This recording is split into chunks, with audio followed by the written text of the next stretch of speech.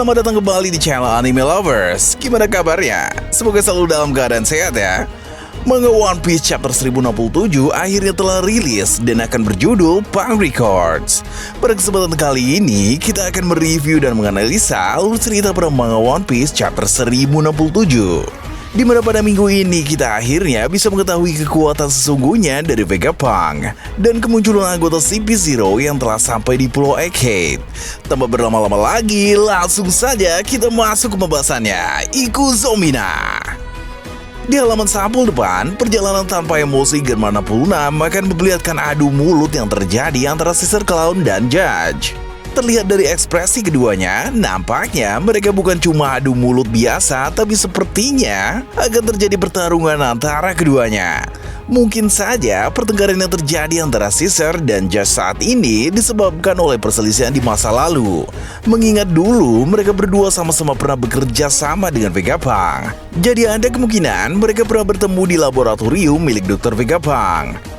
Chapter diawali dengan memperlihatkan percakapan antara Dr. Vegapunk dan kelompok Luffy di kawasan robot kuno.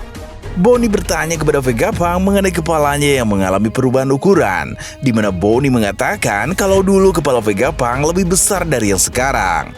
Dr. Vegapunk menjawab bahwa ia memotong kepalanya karena ukurannya yang terus saja bertumbuh menjadi semakin besar. Bonnie kemudian mengeluarkan candaan, "Apakah kamu memotong kepalamu seperti kamu memotong rambut?"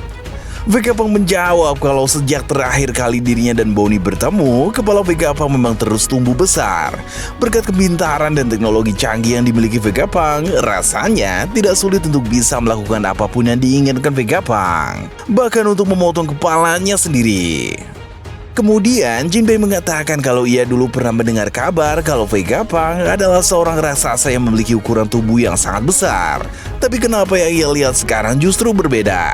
Lalu Vegapunk memberikan klarifikasi kalau sebenarnya bukan tubuhnya yang besar, tapi hanya kepalanya saja, dan itu terlihat seperti balon. Mungkin orang-orang yang dulu sempat melihat Vegapunk hanya sempat melihat ukuran kepalanya saja tanpa melihat dengan jelas ukuran badan Vegapunk yang tampak normal. Vegapunk juga menjelaskan kalau sebenarnya bukan kepalanya yang membesar, tapi melainkan otaknya lah yang terus membesar dari waktu ke waktu. Sementara itu, berkat kekuatan buah iblis Nomi yang memungkinkan otak Vegapunk untuk menyimpan informasi tanpa batas, tapi otaknya juga ikut membesar seiring dengan ilmu yang diserap. Walaupun memakan buah iblis yang membantunya meningkatkan kemampuan otak, Vegapunk nyatanya memang terlahir dengan otak jenius.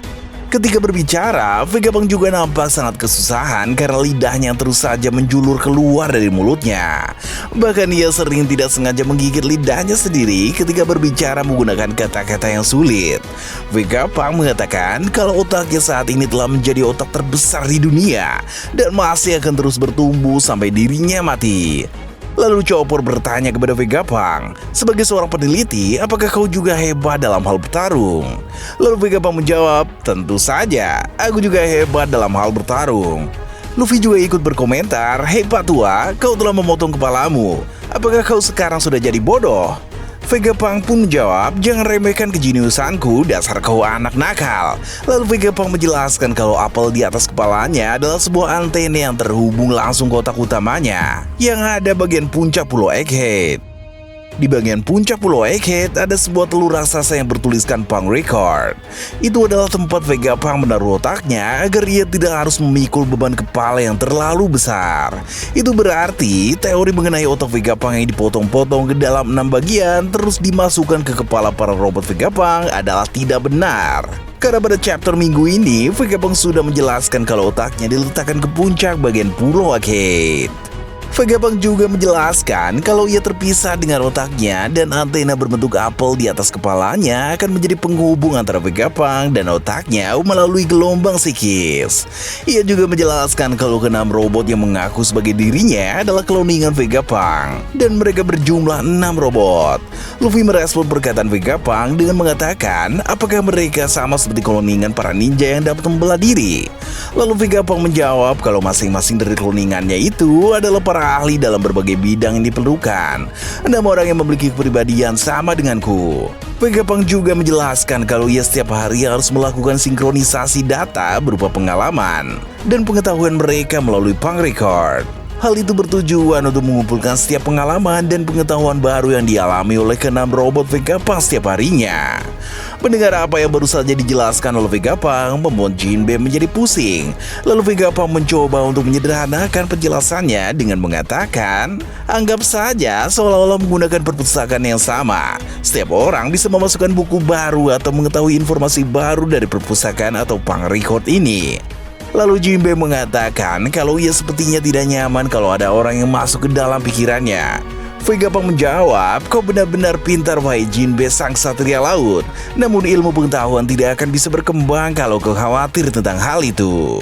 Nah, tiba-tiba saja Bonnie marah dan menghunuskan pedang laser ke arah leher Vegapunk. Lalu Bonnie mengatakan kalau Vegapunk tidak pernah berubah dari dulu. Ia selalu berani mempertaruhkan segalanya demi ilmu pengetahuan. Maka dari itu, ia tega mengubah Kuma menjadi senjata pasifista. Vegapunk berteriak mengatakan, apa yang kau lakukan Bonnie? Pedang itu adalah produk yang gagal. Tapi Bonnie tidak mendengarkan perkataan Vegapunk dan mengatakan kalau ia hanya ingin Vegapunk mengubah Kuma kembali menjadi manusia. Lalu Jinbe mengatakan kepada Bonnie untuk kembali memikirkan tindakannya saat ini. Membunuh Vegapunk hanya akan menambah musuh yang tidak diinginkan.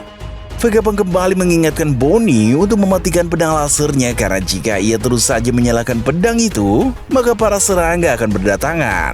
Dan tiba-tiba, para serangga datang karena tertarik dengan cahaya lampu yang ada di pedang tersebut.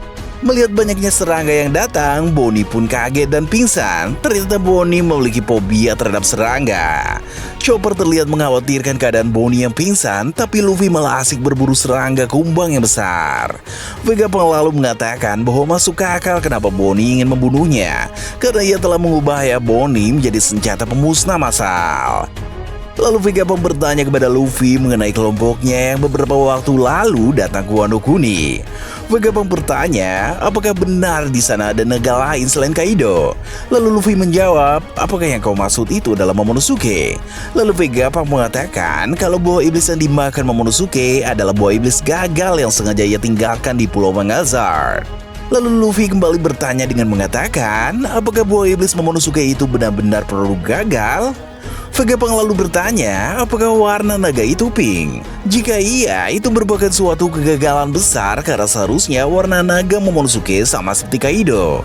Lalu Luffy mengatakan kalau kekuatan dan ukuran naga Momonosuke sama seperti naga Kaido. Bahkan Momo bisa terbang dan menyemburkan api. Tapi Vegapunk kembali mengatakan kalau buah iblis yang dimakan Momo adalah produk gagal karena warnanya yang tidak sama. Lalu Jinbe berkata, ia baru saja menyadari kalau Vegapunk adalah seorang ilmuwan yang sangat perfeksionis, sehingga tidak mau kalau hasil ciptaannya tidak sama persis dengan aslinya. Vegapunk menjelaskan kalau buah iblis milik Momo adalah buah iblis yang ia ciptakan selama kurang lebih 20 tahun menggunakan faktor garis keturunan Kaido, dan telah menghabiskan semua dana penelitian milik Vegapunk. Kemudian Luffy mengatakan, jadi kau yang menciptakannya ya? Kau sangat hebat Vegapunk. Sekarang Momo telah menjadi Shogun di Wano dan dapat menjadi dewa penjaga Wano. Luffy lantas kembali bertanya pada Vegapunk, robot besar ini kau yang menciptakannya kan kakek? Coba gerakan. Lalu Vegapunk menjawab bahwa ia bukanlah penciptanya dan robot itu merupakan robot legendaris yang telah menyerang Marijoa 200 tahun yang lalu. Vegapunk juga menjelaskan kalau robot itu diciptakan 900 tahun yang lalu. Pemerintah dunia telah menyuruh untuk menghancurkan robot itu, tapi para peneliti terdahulu berniat untuk menyembunyikan robot itu di sini untuk dijadikan warisan ilmu pengetahuan tanpa diketahui pemerintah dunia. Vegapunk menjelaskan kalau robot itu berusaha untuk menaiki Red Line tapi berhasil dihentikan Angkatan Laut. Kejadian itu bertepatan dengan hari di mana para manusia ikan berjuang untuk mendapatkan hak mereka. Lalu cerita berganti tempat. Anggota CP0 terlihat telah sampai di tepi Pulau Egghead. Rob Lucy meminta izin untuk berlabuh di pulau itu guna mengembalikan Seraphim Kuma yang rusak. Tapi Saka menolak permintaan dari Lucy dan menyuruhnya untuk meninggalkan Seraphim Kuma di pinggir pulau dan segera pergi dari Pulau Egghead. Lalu cerita berpindah ke Pulau Kamabaka, tempat tentara revolusi berkumpul. Di situ terlihat Kuma yang sudah sadarkan diri dan secara tiba-tiba berlari menuju ke suatu tempat. Dragon mencoba menghentikan Kuma tapi tidak berhasil. Ia pun mengatakan kepada Kuma untuk tetap di sini karena perjuangan pasukan revolusi baru saja akan dimulai dan mereka sudah bersiap untuk memulai perang besar. Dan itulah review One Piece chapter 1067. Terima kasih karena telah menonton.